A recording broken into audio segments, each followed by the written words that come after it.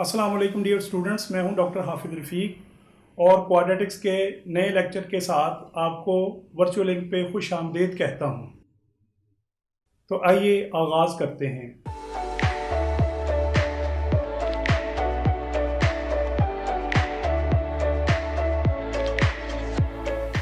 Welcome back dear students.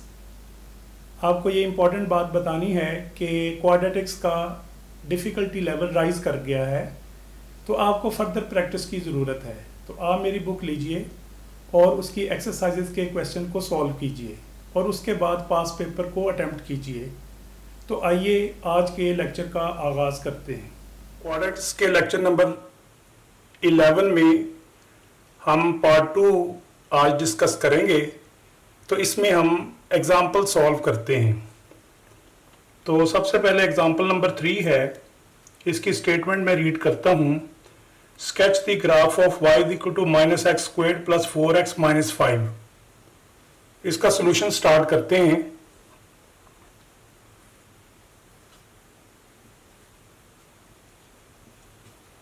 तो मैंने ये इसकी इक्वेशन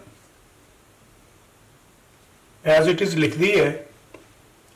हमें पता है कि सबसे पहले हमें क्या स्टेप करना होता है। सबसे पहले देखना होता है कि इक्वेशन स्टैंडर्ड फॉर्म में है। तो ये इक्वेशन स्टैंडर्ड फॉर्म में लिखी हुई है। तो नेक्स्ट हम क्या करेंगे, जो वेरिएबल वाली टर्म्स हैं उनके अराउंड ब्रैकेट लगा देते हैं।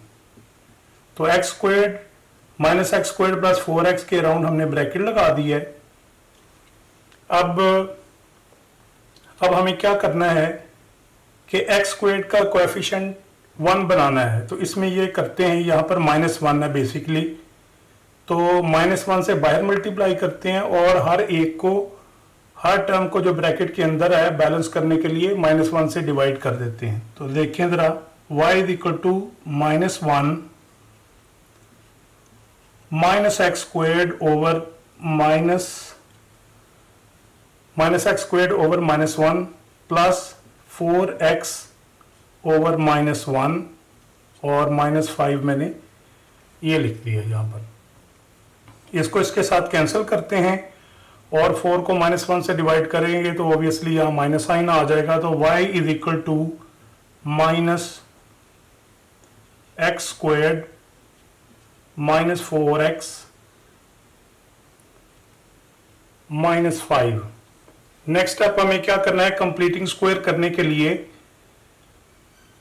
जो x का कोएफिशिएंट है उसको हाफ से मल्टीप्लाई करना है। तो 4 को अगर हाफ से मल्टीप्लाई करेंगे तो 2 आ जाएगा। तो 2 का स्क्वायर इसी में ऐड करना है और बैलेंस करने के लिए उसी को ही सब्ट्रैक्ट करना है। तो वो हम कर लेते हैं। ये प्रोसीजर हम पिछली एग्जांपल्स में करते आए हैं। तो मैं कोशिश कर रहा हूं कि ये सारा काम ज़बानी कर लिया जाए ताकि हम इसमें यूज टू हो जाएं। तो x² -4x प्लस 2² -2² -5 ये हमने लिख लिया। अब ये जो पहली 3 टर्म्स है इनका स्क्वायर कंप्लीट होगा। हमें पता है कि ये स्क्वायर के नीचे x है और ये स्क्वायर के नीचे 2 है। इन दोनों का स्क्वायर कंप्लीट होगा और मिडिल टर्म का जो साइन है वो आएगा। तो उसको लिख लेते हैं हम। तो ये भी है कि रेफरेंस के लिए मैं फॉर्मूला लिख लेता हूं। तो फॉर्मूला जो है वो हमें पता है, x² -2qx plus q² is equal to x minus q whole squared. और हमें पता है कि q की प्लेस पे यहाँ पर 2 है। तो x और 2 का स्क्वायर कंप्लीट होगा। तो हम यहाँ पे लिख लेते हैं इसको। So this implies that y is equal to -1, in 3 terms का स्क्वायर कंप्लीट हो जाएगा, x -2 होल स्क्वायर्ड और इसका स्क्वायर ओपन कर देते हैं तो -4 और ये -5। अब इस माइनस को इस पैरेंथेसिस के साथ भी मल्टीप्लाई करते हैं और 4 के साथ भी। So we get -1 x -2 whole squared plus 4 -5। इनको कंबाइन कर देते हैं। So we get y is equal to -1 x minus 2 whole squared minus 1।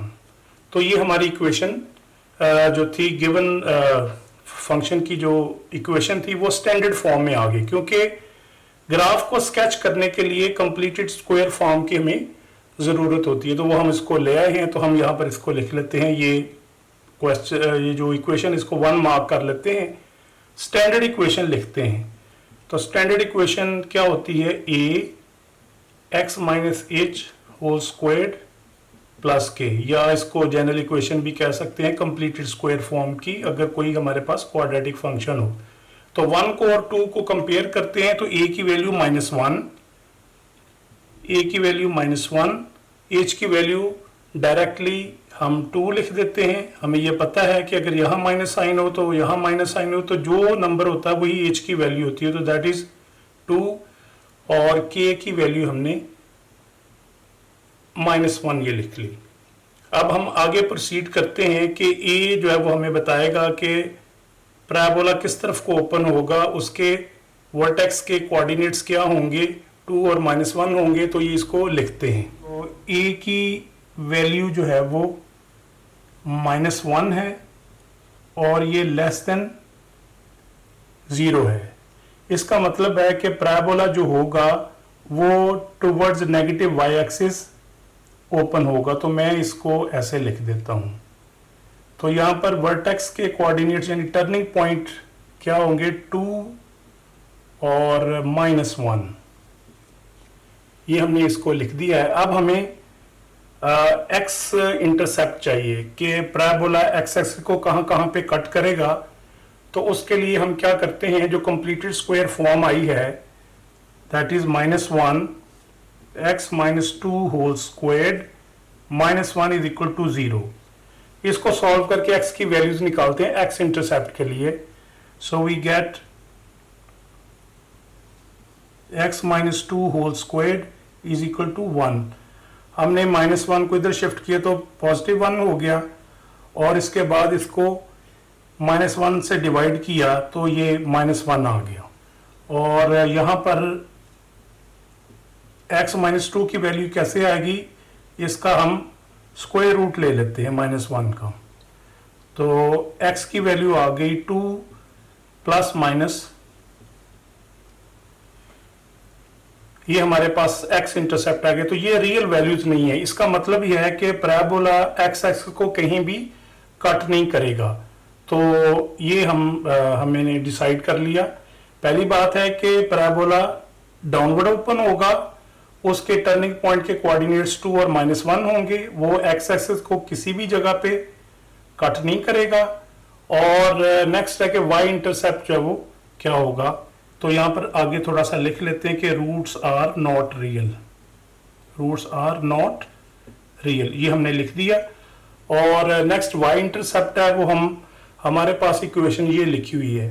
तो y इंटरसेप्ट हमारे पास y की वैल्यू अगर यहाँ पे 0 पुट कर दें, 0 पुट कर दें तो -5, इसका मतलब है वो -5 पे y एक्सिस को कट करेगा।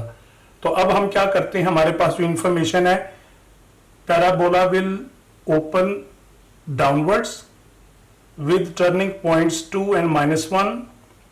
The parabola is not touching or cutting the x-axis and it will cut the y-axis at -5. तो इसको स्केच करते हैं। इसके लिए मैं x-axis और y-axis प्लॉट करता हूं।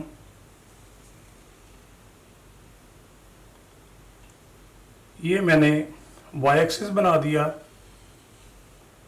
और ये एक्स, इसको लेबल कर लेते हैं पहले,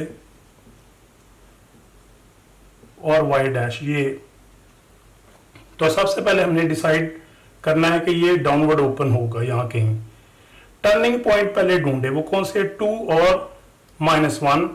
तो हम इसको ना गेस करके कर लेते हैं। हम ग्राफ नहीं प्लॉट कर रहे, हम स्केच कर रहे हैं। तो यहाँ पर 1 और ये 2, यानी ये पॉइंट 1 कर लिया, ये 2 कर लिया, और इसके बाद हमने डाउनवर्ड ये जाना। ये हमारे पास v के कोऑर्डिनेट्स हैं 2 और -1। तो यहां से हमने पैराबोला स्केच करना है डाउनवर्ड। तो इसका तरीका ये होता है कि यहाँ से ये कर दें और यहाँ से ये कर दें, और ये राउंड शेप होनी चाहिए, वी नहीं होना चाहिए।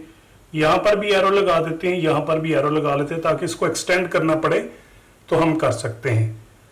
तो ये वर्टेक्स है हमारा, वर्टेक्स के कोऑर्डिनेट्स 2 और -1 हो गए, और ये यहाँ पर जो कट कर रहा है ये इसका y इंटरसेप्ट है और ये -5 है। और अगर आप लाइन ऑफ सिमेट्री ड्रॉ करना चाहते हैं तो वो भी आप ड्रॉ कर सकते हैं, यानी पैराबोला को ये लाइन दो पार्ट्स में डिवाइड करती है, और इसकी जो इक्वेशन होती है x = h की वैल्यू 2 है, तो ये हमने ये लिख दिया। तो इस तरह से जो इसके अंदर ग्राफ छुपा हुआ था वो हमने यहाँ पे स्केच कर लिया उसको। तो ये इसको थोड़ा सा एक्सटेंड कर लेते हैं आगे तक, ताकि ये पैराबोला ऊपर नजर आए हमें। तो ये इसका ग्राफ है। तो एग्जांपल नंबर 4 सॉल्व करते हैं। मैं इसकी स्टेटमेंट रीड करता हूँ। Sketch the graph of y = -x²। इसका सोल्यूशन स्टार्ट करते हैं। y = -x²। हमें पता है यहाँ पर मिडिल टर्म भी नहीं है और कांस्टेंट टर्म भी नहीं है, तो इसको कंप्लीटेड स्क्वायर फॉर्म में कन्वर्ट करना नहायत ही आसान है। तो सबसे पहले हम क्या करते हैं, x को पैरेंथेसिस में लिखते हैं। नेक्स्ट हम क्या करेंगे, ये माइनस को साइन को -1 लिख लेते हैं, और यहाँ से x में से 0 माइनस कर देते हैं, इससे कोई फर्क नहीं पड़ेगा, और यहाँ पर भी 0 लिख देते हैं। तो ये हमारी कंप्लीटेड स्क्वायर फॉर्म आ गई है। इसको जनरल एक्सप्रेशन के साथ कंपेयर करते हैं। y = a × x - h² + k, और ये इसको 2 मार्क कर देते हैं। अगर 1 और 2 को कंपेयर करें तो a की वैल्यू है -1, तो ये <0 है। इसका मतलब है पैराबोला डाउनवर्ड ओपन होगा। तो मैं इसको आसानी के लिए ऐसे लिख देता हूं, h की वैल्यू 0 है और k की वैल्यू भी 0 है यहां पर। तो वर्टेक्स के कोऑर्डिनेट्स होंगे 0 0। इसका मतलब है हमारा पैराबोला जो है वो उसका टर्निंग पॉइंट ओरिजिन होगा। तो नेक्स्ट हम क्या डिस्कस करेंगे कि x इंटरसेप्ट क्या है और y इंटरसेप्ट क्या है। तो x इंटरसेप्ट के लिए y को 0 पुट करते हैं, तो y को 0 पुट करेंगे तो x की वैल्यू 0 0 ही आएगी। इसका मतलब है पैराबोला सिर्फ और सिर्फ ओरिजिन को टच करेगा, और y इंटरसेप्ट के लिए यहाँ पर कांस्टेंट टर्म नहीं है, तो इसका y इंटरसेप्ट भी 0 ही होगा, और वो y एक्सिस को 0 पे कट करेगा। तो अब हम इसकी शेप ड्रॉ करते हैं। तो मैं x एक्सिस और y एक्सिस बनाता हूं। ये x है, x dash, y, y dash, ये मैंने इसको लेबल कर दिया। तो सबसे पहले हमें टर्निंग पॉइंट बनाना है, वो है 0 0। तो ये हमारा टर्निंग पॉइंट है। तो पैराबोला किस तरफ को डाउनवर्ड होगा, तो यहां से पैराबोला ये बना देते हैं और इस तरफ को बना देते हैं और ऐसे एरो लगा देते हैं ताकि इसको एक्सटेंड किया जा सके। इसके वर्टेक्स के कोऑर्डिनेट्स 0 0 लिख देते हैं, और ये y एक्सिस इसकी लाइन ऑफ सिमेट्री होगी, यही इसको दो पार्ट्स में डिवाइड करेगी।